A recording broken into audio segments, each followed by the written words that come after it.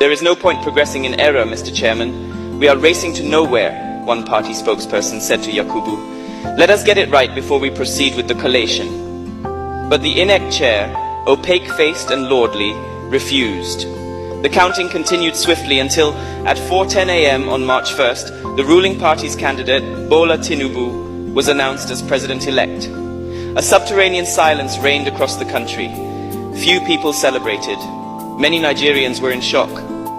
Why, my young cousin asked me, did INEC not do what it said it would do? It seemed truly perplexing that in the context of a closely contested election in a low-trust society, the Electoral Commission would ignore so many glaring red flags in its rush to announce a winner.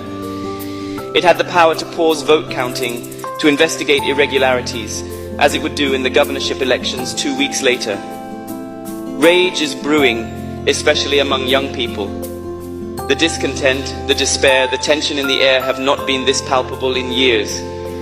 How surprising then to see the US State Department congratulate Tinubu on March 1st. We understand that many Nigerians and some of the parties have expressed frustration about the manner in which the process was conducted and the shortcomings of technical elements that were used for the first time in a presidential election cycle, the spokesperson said.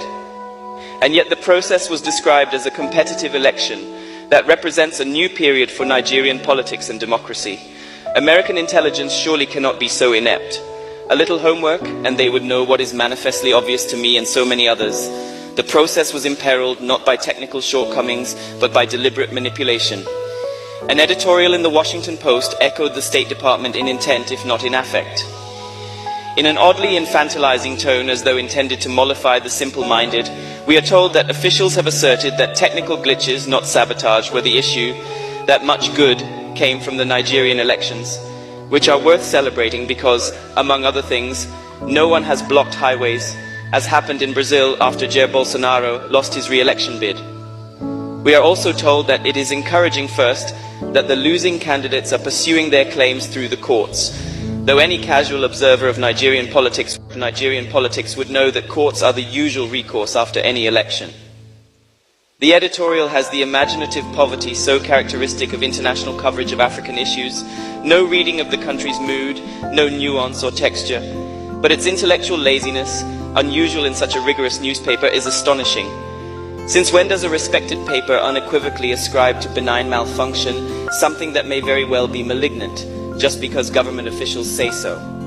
There is a kind of cordial condescension in both the State Department's and the Washington Post's responses to the election, that the bar for what is acceptable has been so lowered can only be read as contempt. I hope, President Biden, that you do not personally share this cordial condescension. You have spoken of the importance of a global community for democracy and the need to stand up for justice and the rule of law. A global community for democracy cannot thrive in the face of apathy from its most powerful member. Why would the United States, which prioritizes the rule of law, endorse a president-elect who has emerged from an unlawful process? Compromised is a ubiquitous word in Nigeria's political landscape. It is used to mean bribed, but also corrupted more generally. They have been compromised, Nigerians will say, to explain so much that is wrong, from infrastructure failures to unpaid pensions. Many believe that the INEC chair has been compromised, but there is no evidence of the astronomical US dollar amounts he is rumored to have received from the president-elect.